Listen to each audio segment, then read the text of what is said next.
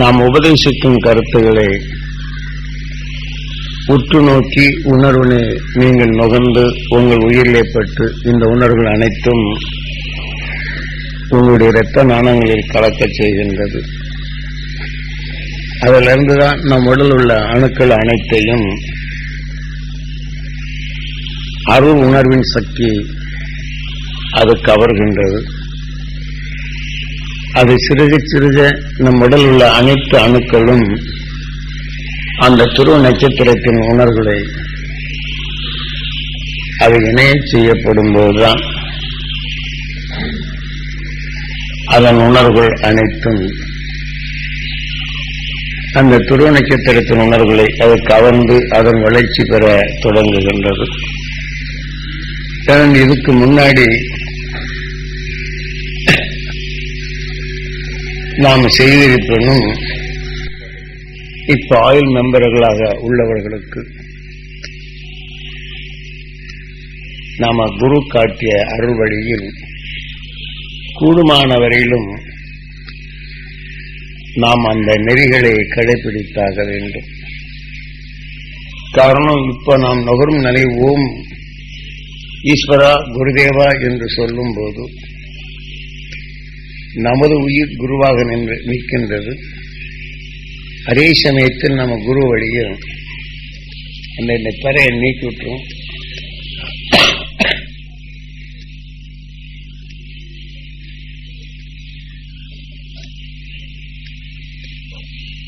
நான் கூட நீக்கிறேன், இன்னும் கூட இருக்கு.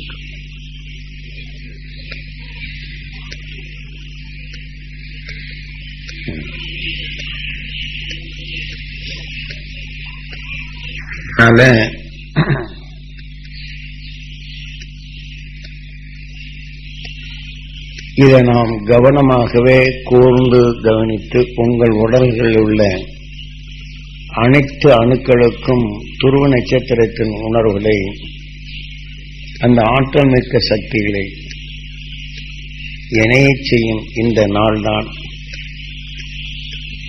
என்று நமது வாழ்க்கையில் இதுகாரம் நாம் கற்றுணர்ந்தாலும் இன்று அனைத்து உங்கள் உணர்வுகளிலே இது இணைக்கச் செய்யும் குருவழியில் நாம் அனைவரும் ஆயுள்கால மெம்பர் என்றால் நாம துருவ நட்சத்திரத்தின் ஈர்ப்போட்டத்தில் நாம் வாழ்ந்து அதன் வழிகளில் நாம் இன்று பிறவில்லா நிலை என்னும் அருள் உணர்வை நம் வாழ்க்கையில் அதை பெறச் செய்யும் நன்னாளாக நாம் இன்று இணைந்து ஒன்றுபட்டு நாம் இதை பெற நமது குரு அருளின் தன்மையை நமக்கு அனைவருக்கும் மகிழ்ச்சி ஈஸ்வராயர் குருதேவர் அருள் வழிப்படி அவர் காட்டிய அருள் நெறிப்படி இன்று அந்த துருவ நட்சத்திரத்துடன் இரண்டர உங்களை இணைத்து இந்த வாழ்க்கையில் எவ்வாறு துருவ நட்சத்திரம் ஆவதற்காக அன்று அகசியன் தாய் கருவிலே ஒவ்வொரு நொடியிலும் அந்த தாய் பல விஷ ஜந்துகளிடமிருந்தும் மிருகங்களிடமிருந்தும் தன்னை பாதுகாத்துக் கொள்வதற்காக பற்பல விதமான பச்சலைகளை தன் அருகிலே படரச் செய்து சில பச்சலைகளை தன் உடலில் பூசிக்கொண்டு இரவிலே உறங்கச் செல்வதும் உறங்கச் செல்லும் போதும் அவர்கள் இயற்கையின் உண்மையின் உணர்வுகளை அமைதியாக உறங்கச் சென்றார்கள். அவர்களுக்கு அமைதி கலையவில்லை. காரணம், மிருகங்கள் நம்மை தாக்கி விடுமோ நம்மை கொண்டு விடுமோ என்ற நிலையும் மற்ற விஷப்பூச்சிகள் தன் உணவுக்காக தேடி வரும்போது கொசுக்களோ இதே போல காடுகளில் இரத்தங்களை உறிந்து செல்லும் அட்டைகளும் இதே போன்று ஏராளமான வகையில் மனிதன் உணர்வை உணவாக உட்கொள்ளும் சிறு பூச்சிகளும் சிறு கிருமிகளும் இரத்த வாடைக்கு வந்து அந்த இரத்தங்களை குடிப்பதற்காக வரும். இருந்தாலும் இப்ப நான் மனுஷன் கொஞ்சம் கடிச்சிருச்சுன்னா நம்ம கவனம் பூரா எங்கேயோ போயிடும். உறக்கம் இருவதில்லை. சங்கட உணர்வுகளை தான் நாம் இரவிலே நாம் தூங்கும் போது நாம் அறியாதபடி வேதனைப்படுகின்றோம். அந்த வேதனை உணர்ச்சிகளை தூண்டும் போது நாம சுவாசிக்கின்றோம். அங்க நல்லா கேட்குது இல்லைங்க. அப்போ நம்முடைய விழிப்புணர்வு வருகின்றது. உடலின் வேதனையின் உணர்வு நாம் அறிய முடிகின்றது. ஆகவே நமது அமைதி கொண்ட உறக்கத்திலும் கூட நாம் அமைதி கொள்ள முடியவில்லை. வாழ்க்கையில் எடுத்துக்கொண்டாலும் பிறருடைய தீமைகளையும் தீமையான செயல்களையும் அவர்கள் செய்யும் அவஸ்தைகளையும் அவர்கள் படும் அவஸ்தைகளையும் பிறர் வேதனைப்பட செய்யும் உணர்வுகளும் நாம் கண்ணுற்று பார்த்து கொண்டுதான் இருக்கின்றோம்.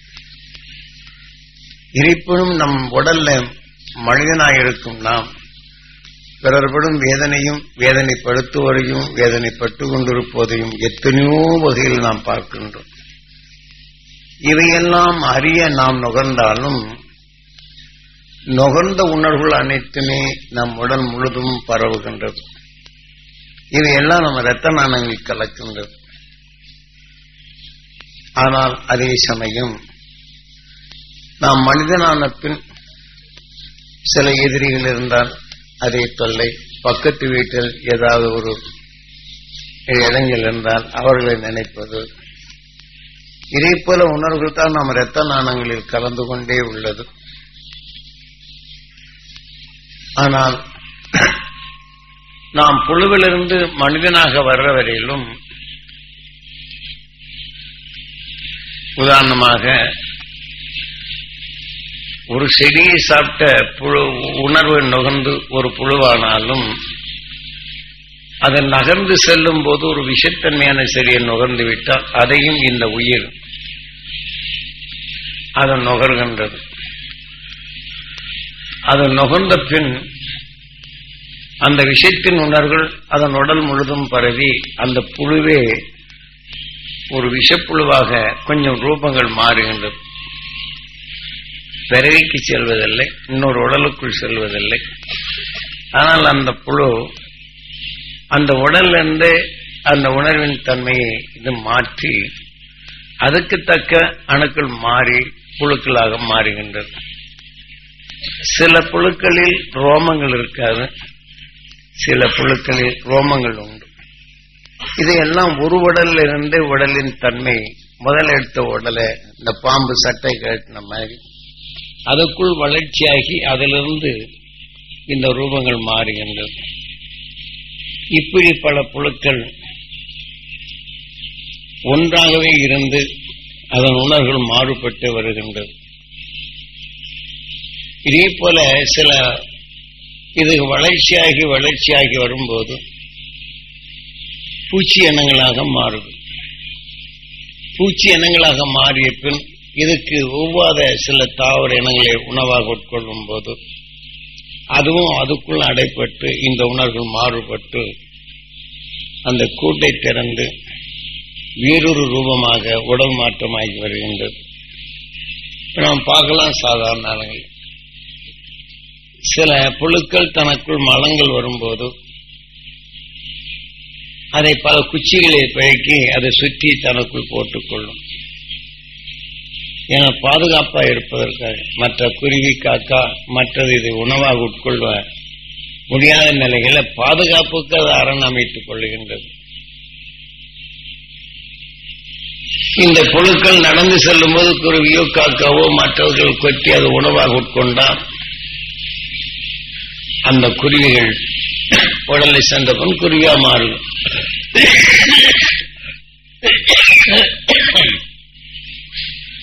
மற்ற எந்த உயிரினங்கள் அது உணவாக உட்கொள்வதோ அது தசைகள் அதுக்காகின்றது. இருந்தாலும்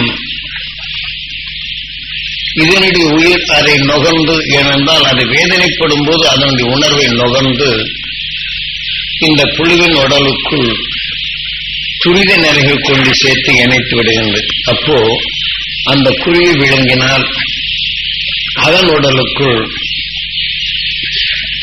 இந்த குருவின் உணர்வுகள் புழுவின் உடலுக்குள் சேர்ந்து விடுகின்றது. அப்போ இந்த புழுவை குருவி விழுங்கும் போது குருவின் உணர்வுகள் இந்த புழுவின் உடலுக்குள் அதிகமாக கலந்தனால் அதை இரையாக்கினாலும் அந்த குருவின் உணர்வை இதை தனக்குள் இரையாக எடுத்துக் கொள்ளுகின்றது. அப்ப இது உடலை விட்டு சென்ற பின் இந்த உயிர் அவனுடைய இரத்த நாணங்களிலே கலந்து கருவுறும் அதன் இடத்திற்கு சென்று கருவுரை செய்து விடுகின்றது. அது உருவாக்கும் கருத்தன்மை அறைக்கு சென்று விடுகின்றது. ஏனென்றால் அந்த குருவி உணர்வை சேர்த்ததனால் அதனுடைய அறைக்கு சென்று அதன் வெளிப்படி கருமுட்டையாகும் தன்மை அடைகின்றது. ஆனால் அதே சமயம் இந்த புழு வேறொரு தாவர இனத்தை உட்கொண்ட பின் இதற்கும் அதற்கும் எருமறையாகும் போது அந்த தாவர இனத்தின் உணர்வுகள் அதிகமான பின் அந்த எப்படி குழவி கொட்டி புழு குழவியாக மாறுதோ இதை போல தான் தாவர இனத்தின் அதிகமாக சேர்க்கும் போது அந்த புழுவின் அணுக்கள் மாறுற உடனே இந்த உயிரின் தன்மை இந்த அணுக்கள் மாற்றம் அடைந்து முதல்ல உருவான உடல் குள்ளுக்கு இருந்து இது சருகா மாற்றி விட்டு வெளியில வரும். சில இடங்கள்ல பார்க்கலாம், சில புழுக்களுடைய சருகுகளை பார்க்கலாம். நாம் இறந்து விட்டது ஒன்று நம்ம நினைப்போம், இறப்பதில்லை. நுகர்ந்த உணர்வுக்கொப்ப அந்த உடலுக்கு இது உருமாறி இது வெளியே வந்த பின் இது வெறும் சருகாக இருக்கும். இதே மாதிரிதான் இப்ப நாம் மனிதனா இருக்கக்கூடியவங்க நாம் எத்தனையோ கோடி சரீரங்களை நாம சேர்த்து இந்த மாதிரி மாறி மாறி மாறி உணர்வுகள் கலவைக்கொப்ப சேர்த்துக்கொண்ட உணர்வுகள் இன்னொரு உடலுக்குள் போவதும் அல்லது அந்த உடல் இல்லை என்றால் இந்த உடலுக்குள் நுகர்ந்த உணர்வுக்கு தக்க உடல்கள் மாற்றமாவதும் நாம் இப்படி வந்திருக்கிறோம். இப்படி வந்தாலும் கூட இப்ப நாம எத்தனையோ கோடி சரீரங்களை கடந்து மாற்றி மாற்றி மாற்றி மாற்றி இப்ப நம்ம மனிதனாக உருவாக்கியுள்ளது. இப்படி மனிதனாக உருவாக்கியப்ப நாம் என்ன செய்யணும்? இப்ப மனிதனானவன் இங்கே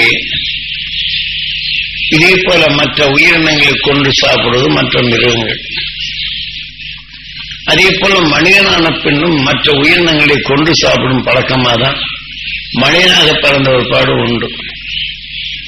இப்ப மனிதனான பின் சில மதங்கள், சில ஆச்சாரங்கள், சில ஞானிகள் சொன்னபடிதான் மற்ற உடலின் மாம்சங்களை நாம் உட்கொள்ளாத நிலைகள் மறுத்து வருகின்றோம். இல்லை என்றால் இயற்கை நீதிகள் நாம் எப்படி வளர்ந்தோமோ இதன் வெளி மற்ற உயிரினங்களை நாம கொண்டு சாப்பிடும் போது அந்த குழந்தைங்க சத்தம் போட்டாங்கன்னா அங்க யாராவது தமிழ் கீழே குழந்தை சத்தம் போடுறாங்க, அதை பார்த்து அந்த பக்கம் கேண்டின் பக்கம் போய் சொல்லிடு.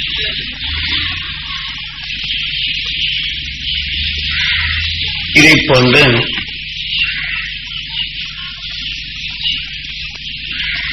நாம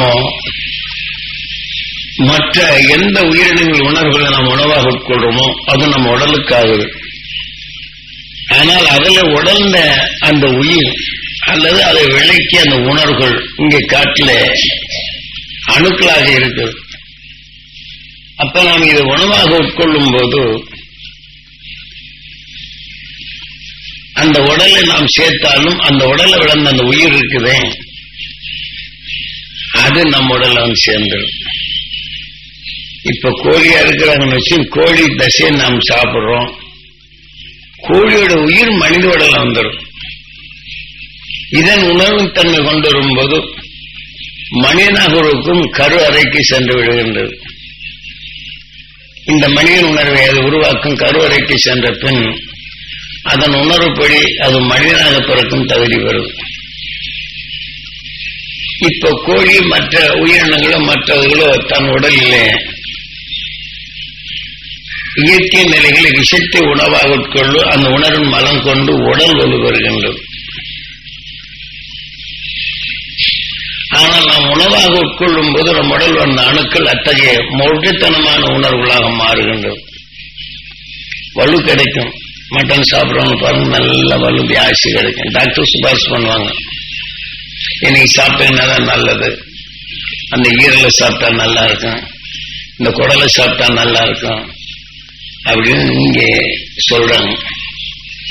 இப்ப ஆங்கில வைத்தியப்படி எடுத்துக்கொண்ட சில மருந்துகளே மற்ற உயிரினங்கள் உறுப்புகளை எடுக்கின்றனர். இப்ப பாம்பினங்களில் உள்ள விஷங்களையும் எடுக்கின்றனர். எத்தனை வகையான பாம்பினங்கள் உண்டு, அந்த விஷத்தை எடுக்கின்றனர். மற்ற மருந்துகளை தயார் செய்யும்போது அதோடு இணைக்கின்றனர். அப்ப அதை இணைத்து நம் உடலுக்குள் சென்ற பின் நாம் உடல் உள்ள விஷத்தன்மைகளில் நாம் ஒவ்வொன்றும் இந்த விஷத்தன்மைகள் எதிர்நிலையாகப்படும் போது நம் உடல் உள்ள விஷயங்களை அந்த அணுக்களுக்கு லேசா சேர்த்து விட்டுறாங்க. சேர்த்த உடனே இன்னொரு விஷாணுக்களின் தன்மை நம் உடலை குறைவதை மாற்றி வீரிய உணர்வின் விஷத்தன்மை நமக்குள் வளர்வதற்காக சில மருந்துகளை இணைத்து இரத்தத்துடன் கலந்த பின் இதனுடன் கலந்த எது இந்த விஷத்தன்மையுடன் கலந்து கொள்றோமோ இது இரத்தத்துடன் கலந்த பின் இந்த உணர்வுகள் இன்னொரு விஷம் கொண்ட அணுக்கள் நம்ம மனிதன் அணுக்களை மாற்றப்படும் போது இதை சேர்த்து அதை பலவீனப்படுத்துகின்றன. அதை பலவீனப்படுத்தியது ஓங்க செய்கின்றனர். இப்ப இங்கிலீஷ் மருந்துகளை நாம் எடுத்துக்கிட்டோம்னா கூட அவன் சொன்ன நாளுக்கு மேல சாப்பிட்டோம்னா நம்மளுக்கு எதிரியா வந்துருது. ஏன்னா மனிதன் வாழ இது செய்ய முடியும். அப்ப என்ன செய்யறாங்க, விஞ்ஞான அறிவுப்படி ஒவ்வொரு உடலின் உணர்வுகளுக்கு வலு கொண்ட அந்த உணர்வுகளை ஊட்டும் மருந்துகளை தான் தயார் பண்ணி கொடுக்குறாங்க. இந்த உடலை நாம் வாழ்ற வரையிலும் எத்தனை நாள் இருக்குது, ஆனா அந்த விஷத்தின் தன்மை பெருக்கி கொஞ்சம் நல்லானோம்னா அந்த விஷ உணர்வுகளில் மீண்டும் தோன்றும். அப்ப அந்த விஷ உணர்வுகள் நம்ம அணுக்களில் சேர்க்கப்படும் போது என்ன ஆகும் அப்படின்னு சொன்னா மீண்டும் நாம மனித உறவிலிருந்து உருமாற்றும் உணர்வுத்தன்மை வருகின்றது. இப்படித்தான் மனிதன் மீண்டும் எத்தகைய நிலையிலே இந்த உடலை காத்தாலும் இந்த உணர்வுகள் மிருக உடலிருந்து எடுக்கப்படுகின்றது. இதே போல தாவர இனங்களிலிருந்து அதிகமான நிலைகளை எடுத்தாலும் அதன் உணர்வு ஒரு தாவர இனத்தை சாப்பிட்டு இன்னொரு தாவர இனத்தை உணவாக உட்கொள்ளும் இந்த புழுக்கள் இந்த உருமாறி எப்படி அதனுடைய தன்மை மாறுதோ இதே போலதான் உணர்வின் அணுக்கள் நம் உடலில் மாற்றம் அடையப்படும் போது ஒரு வித்தியாசமான உடல்கள் வரும். சிலருக்கு சில மருந்துகள் கொடுக்குறாங்கன்னு வச்சுக்கோங்க, அந்த ரெண்டுக்கும் எதிர்நிலையான முறைகள் மாற்றப்படும் போது நீர் சத்து அதிகமாகி உடல் பிடிப்பு கனமாகிவிடும். ஆனா உடலை காக்க எடுத்தாலும் இன்னொரு பக்கம் ஒரு இதாகிவிடும். இதே மாதிரி எத்தனையோ வகையான வித்தியாசங்கள் ஏற்பட்டுக் கொண்டேதான் இருக்கு. ஆனா இந்த மனித உடலுக்கு பின் நாம் என்ன என்று யாரும் சிந்திப்பதும் இல்லை. ஆனால் அதே சமயத்தில் நாம் இப்போது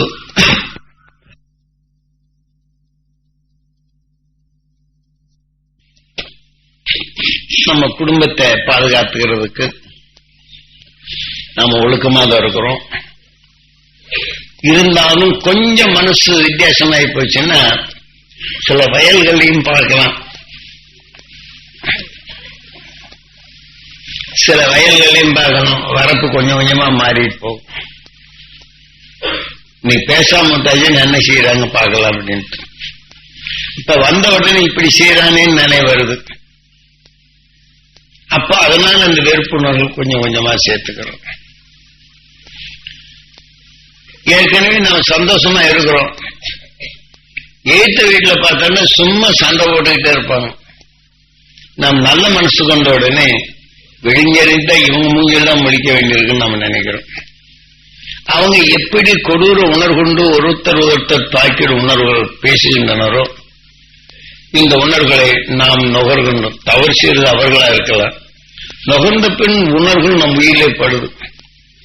இந்த உணர்ச்சிகள் அனைத்தும் நம் உடல்களை உணர்வாகி எண்ணங்களாகவும் அதற்கு தக்க நாம் பேச செய்வதும் நம்முடைய முகம் சுருங்குவதும் உடல் சுருங்குவதும் செயல்கள் மாறுவதும் இத்தனை வேலையும் செய்யுது. ஆனால் இவை அனைத்தும் ரத்தத்தில் கலந்த உடனே என்ன செய்யுது? நம்ம உடல் உள்ள அணுக்கள் நாம் எப்படி சாப்பாடு சாப்பிட்ட உடனே நல்ல ருசியா இருந்த ஒரு மகிழ்ச்சியா இருக்கு. ருசித்த உடனே என்ன ஆகுது? புளிப்ப வச்சோம்னா புளிப்ப முகம் சுருங்குது. காரத்தை சாப்பிட்டோம்னா ஆன அலருது. இதே போல கசப்பின் நேரம் வாந்தி வர்றாப்புல இருக்கு. சில பொருளை சாப்பிட்டா உமட்டலா இருக்குது. இதே போலதான் நாம உதாரணமாக காற்றுல நம்ம போயிட்டே இருக்கிறோம். ஒரு பக்கம் நரகல்ல இருந்து இந்த சூரியன் அதை கறந்து எடுத்துக்கிறது. அது அலைகளா போகுது. நம்ம ரோட்ல சும்மா தான் போறோம். போனாலும் கூட இந்த காற்றுல நம்முடைய அழுத்தங்கள் அதிகமான சுவாசித்த உடனே நம்ம ஆன்மாவோட அது வேகமா கலந்து அப்ப நாம சுவாசிக்கிறோம். அப்போ உயிரிழப்பட்டோம்னா நாட்டத்தை தெரிஞ்சுக்கிறோம். நான் தப்பு பண்ணல. அந்த நாட்டமான உணர்வு போனோடனே நம்ம ரத்தத்தில் கலந்த ஒருபாடு நம்ம அணுக்களும் அந்த நாட்டத்தை வெறுக்குது. அந்த நாட்டத்தை வெறுத்தாலும் அந்த நாட்டத்தை உணவாக உண்டு நாம் நுகர்ந்த உணர்வுகள் அந்த நாட்டத்தை அணுக்களாக எடுத்துக்கொண்ட இந்த அணுக்களும் அதை பிரிச்சு எடுத்து அப்ப அந்த அணுக்கள் வளர ஆரம்பிச்சிடும். எப்படி புழு உருமாறுதோ இதே மாதிரி அது கொஞ்சம் நம்ம அடிக்கடி நாட்டங்களை தெரிஞ்சிருப்போம். இது உணர அது அணுக்கள் ஆயிருக்கு. இதுக்கு லட்டு மாதிரி ஆயிப்போகுது. அப்ப அந்த அணுக்கள் வளர தொடங்கிடுது. நம்ம நல்ல அணுக்களுக்கு கொஞ்சம் கஷ்டமா இருக்கும். அதனுடைய வளர்ச்சியும் அது முகம் சுண்டுவதும் அதுக்கு தகுந்த மாதிரி நம்ம உடல்களை மாறுவதும் அரிப்புகள் வர்றதும் தொல்லைகள் கொடுப்பதும் இப்படி நாம ஒரு அணுவின் உடல் அல்ல, அதனுடைய மலங்களா சேர்த்துதான் நம்ம உடலா இருக்கிறோம். இதை நாம் புரிஞ்சுக்கணும். நமது உடல் நினைக்கிறோம். பல அணுக்கள் எப்படி தேன் கூட வச்சு இது பண்ணுதோ இதே போலதான் பல அணுக்கள் அந்த உணர்வுக்கு தக்க மரங்கள் இட்டு அந்த உணர்வுக்கு ஒப்ப அந்த உடலாகுது. இது உருவாக்குறது யாரு? நமது உயிர் தான். அந்த அணுக்களா மாற்றி அந்த அணுக்கள் தக்க உடலை மாற்றி கொண்டு இருக்கு. இப்ப என் உடல் எனக்கு சொந்தம்னு எது இருக்குது? நாம் சொந்தமாக்க வேண்டியது மனிதன். இந்த உயிர் எப்படியோ இந்த உணர்வு போல நம்ம அணுக்களை மாற்றி ஒளியாக மாற்றுவதுதான் இன்னைக்கு இந்த பொன்னான நாள் என்று சொன்னது. இது இதே போல ஆனவன் தான் ஒரு நட்சத்திரம். ஆகவே நம்ம மனிதன் வாழ்க்கையில் இப்படி பல கோடி தீமைகளை மாற்றி மாற்றி மாற்றி மாற்றி இன்றைக்கு நமது உயிர் மனிதனாக மாற்றியுள்ளது. எல்லாவற்றையும் அறிந்துணர்ந்து அதன் வழி நமக்குள் வந்து ஒவ்வொரு சரீரத்திலையும் தன்னை பாதுகாத்துக் கொள்ளும் உணர்வுகள் சேர்த்து சேர்த்து சேர்த்துதான் நாம இன்னைக்கு நம்ம மனிதன் உறவை பெற்ற பின் இந்த உடல் உள்ள அணுக்கள் எல்லாம் தீமையிலிருந்து வேலைகளை செய்கிறோம். இப்ப மனிதனான பின் தீமையிலிருந்து விடுபடுவதற்கு நாம் நுகர்ந்தளவு தீமைகள் ஆனாலும் சில தாவர இனங்களை தேர்ந்தெடுத்து இன்னென்ன நிலைகளுக்கு நாம் இப்படி கொடுக்க வேண்டும் என்று இவ்வாறு நாம் இன்னைக்கு மனிதனாக காக்க இந்த மனித உடலை காக்க இத்தனை வேலையும் செய்யறோம். இத்தனை வேலை செய்தால் என்ன ஆகுது? நாம் கொடுத்த உணர்வுகள் எல்லாம் நம் பிள்ளை மேல ரொம்ப பாசமா இருப்போம்.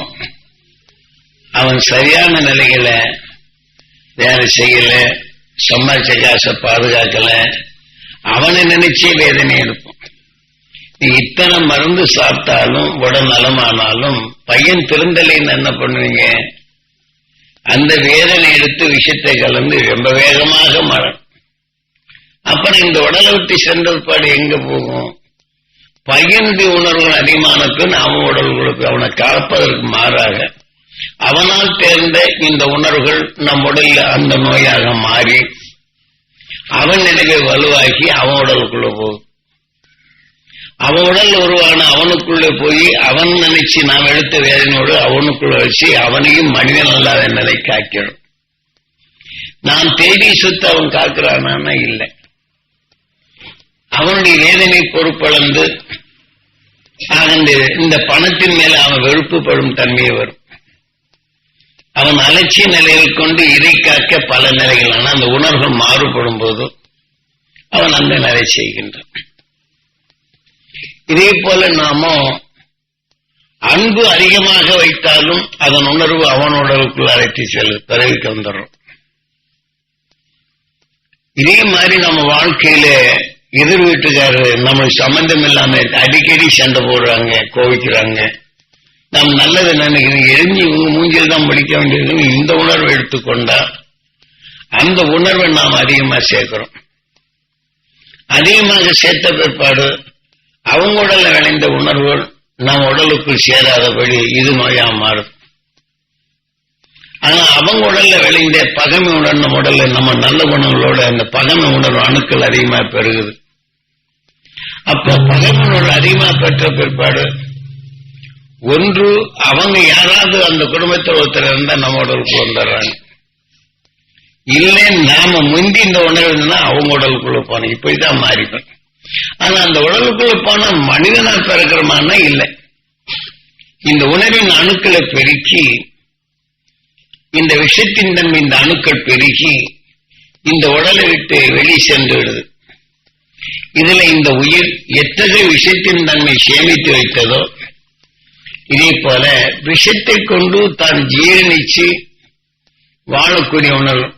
இப்ப மாடு, ஆடு, யானை இவையெல்லாம் பார்க்கலாம். எல்லா உயிரினங்களும் இப்ப நாமும் சரி, நம்ம பித்தப்பைங்கிறது கடுமையான விஷம். நான் புழுவில இருந்து எல்லா வகையிலும் எடுத்து அந்த பித்தம் கொஞ்சம் கூட இல்லை அப்படின்னு சொன்னா அது நம்மளுக்கு ஜீரணிக்க சக்தி குறையும். இந்த பித்தப்பையை எடுத்துட்டே சில பேர் இருப்பாங்க. அதை சேவிக்கும் தன்மை கொண்டு அது வடிகட்ட நிலையில்னா இந்த பித்தப்பைய நான் மீண்டும் ரத்தத்தில் இந்த பித்த சொருப்பு சேமிக்க வைக்கும் நிலை இல்லைன்னா அது நம்ம உடல்லையே கலந்துக்கிடும். இந்த இயற்கை நிலையில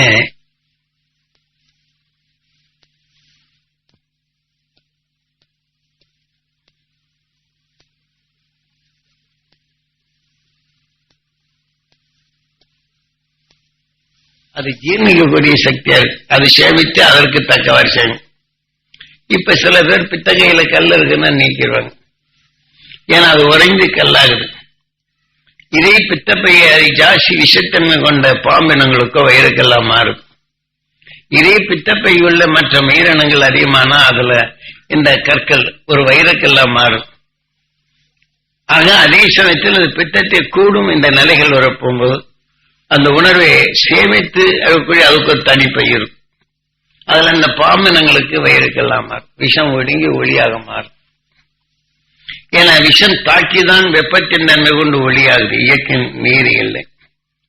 இதே போல விஷத்தின் ஆற்றல் மிக சக்தி வாய்ந்தது. இப்படி நாம் ஒவ்வொரு ஏன்னா இதெல்லாம் உங்ககிட்ட நாம் புழுவிலிருந்து வந்த சரித்திரத்தை கொஞ்சமாவது நாம் இந்த மனித உடலை ஏற்றுக்கொண்டு இந்த உணர்வை நாம் நீக்குவதற்கு இதையெல்லாம் நீக்கி வந்தவன் யாரு? அகஷன் என்ற பின் கூறும்போது இதையெல்லாம் மாற்றி அமைத்து கணவனும் மனைவியும் இருவருமே ஒன்றாகி விஷத்தை அடக்கி ஒளியாக மாற்றி இன்று துருவ நட்சத்திரமாக இருக்கிறாங்க. என அதோட இணைச்சி உங்களுக்கு கொண்டு வரப்போகும்போது இந்த உங்க உடல் உள்ள அணுக்களும் இந்த உணர்ச்சிகளை கொஞ்சம் கொஞ்சமாக சேர்த்துக் கொள்ளும். எனக்கு குருநாதர் போயிட்டான் அந்த எல்லாரையும் காட்டுக்குள்ள கூட்கொண்டு போவார். எல்லாம் சொல்லி கடைசியில அந்த துருவ நட்சத்திரத்தின் இயல்புகளை கொண்டு வந்தார்.